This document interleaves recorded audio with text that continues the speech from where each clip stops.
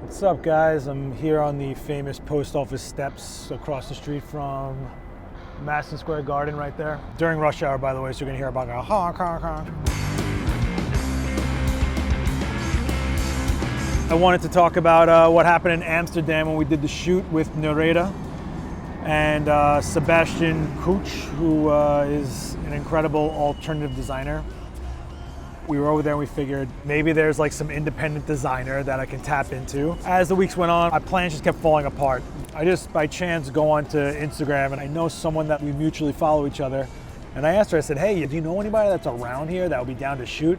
And right off the bat, she was like, boom, this woman Nareda. Absolute pleasure to work with this woman. She is phenomenal. She looks amazing. She has a great attitude.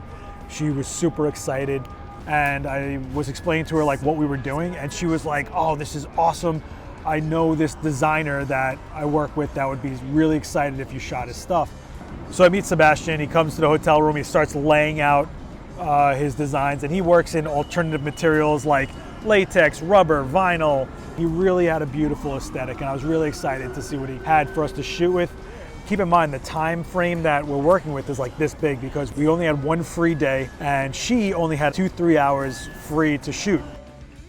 Now the whole time we're there, Amsterdam is completely overcast. It was beautiful, even light. I could have done anything I wanted. So in my head, I wanted to do something with these Westcott RGBW flex lights that we had, but that wasn't gonna happen.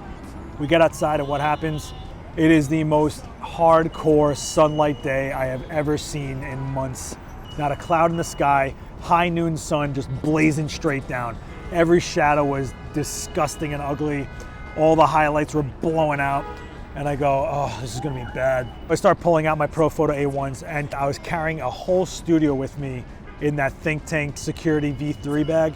I had so much gear, I had to make something happen. If I couldn't make something happen, I'm a failure. In your head, you're gonna tell me, you can't shoot in direct sunlight? Like how horrible are you? The problem was that we're shooting something very specific in sunlight. So I had to start figuring out a way to create my own light. And how was I gonna do that? First thing I did was pull out my tri-grip. Right away, I'm like, no, let's just cut my losses and figure out a way to get rid of the buildings in the background. So I get low and I start shooting upwards and I start seeing how the blue could outline around her face and just snap off and make a good scene out of that. After I see that I can shoot upwards, I go, okay, now all I need is to figure out what I can put around her that when I shoot upwards, the foreground is now Amsterdam and the background is not Amsterdam. We cross over the canal, we shoot the other way, and I'm thinking, well, now the sun will just backlight her and that's great. It'll be a nice hair light just blazing, right? So now I have to make an exposure for this super, super, super bright light, which is the sun. And I started having to put in these Profoto A1s, which while they're very efficient and have a good amount of power for what they are, they're still not gonna overpower beaming sunlight. Now you're gonna say, well, Seth, those lights have high-speed sync, and I'm gonna say to you, sure they do. But when you use high-speed sync, those lights boost up in power all the way and they have to be super close in order for them to even start registering. So right there, the high-speed sync just wasn't gonna play with me on this. The first thing I did was I got the idea out of my head of that I can control this light and make it look however I really wanted. I had to start rolling with the punches here. The clock was ticking. There's only so much I could do, and I'm working with a very tricky substrate, which is latex, in public, in the beaming sun. And, oh, the honking, bonk, bonk, bonk. I lay on the ground, I get her shoe to be like 30% of the frame. I start shooting up into the sky. I start using the sun as a flare point, just like blazing across my lens, start getting some really cool, harsh effects going on, which was awesome.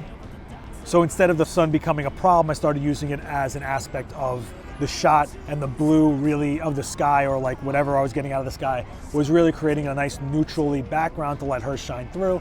And the 14mm really warped everything out to make that really extreme look that fits the extreme look that we had her dressed in. I start playing games to get the light to just work. Like you see how these buildings are washing out behind me? That's what I was kind of dealing with. Like this, no cool. This, much cooler, right? So I just started looking at the lines of the racks of bikes and seeing the canal, having the boats, waiting for the boats to come through the canal and shooting like that, and just making sure that the light was beautiful on her. We didn't get the shots we wanted, we got the shots that worked, because the compromise is just get something that works, that you can deliver and everybody's happy, and that's where we got it. I noticed behind me there was a gray building. I mean legit almost 18% gray, and I said, we got these shots, I've got 15 more minutes with her, I can get some more shots out of this. So I just pull all the gear and we go over to the shade side of the building, put her against the gray. I keep her about 6 feet, I want to say, off of that gray, and I light her specifically, allowing the light to fall off, making that background just look like a studio. She looked amazing, and if you just took those shots for themselves and you didn't see this video, you'd believe that was in a studio. So just impressing them on that level saved me a lot. And we were getting towards the end of time, and I looked at Nareda and I said, all right, you've seen everything we got, and is there anything else that you want? And Nareda, with a beautiful smile on her face, just says, more, I want more. That's how I know it was successful. That's how I know we did the right job. And that's how I know I could walk away from that with less sweat on me. All right, I'm gonna get out of here. Listen guys, just check out the rest of the videos on this playlist from LiveView. It's also what we named the live streams on IGTV. If you go to @Adorama on Instagram and go to IGTV, you can see a bunch of live views there.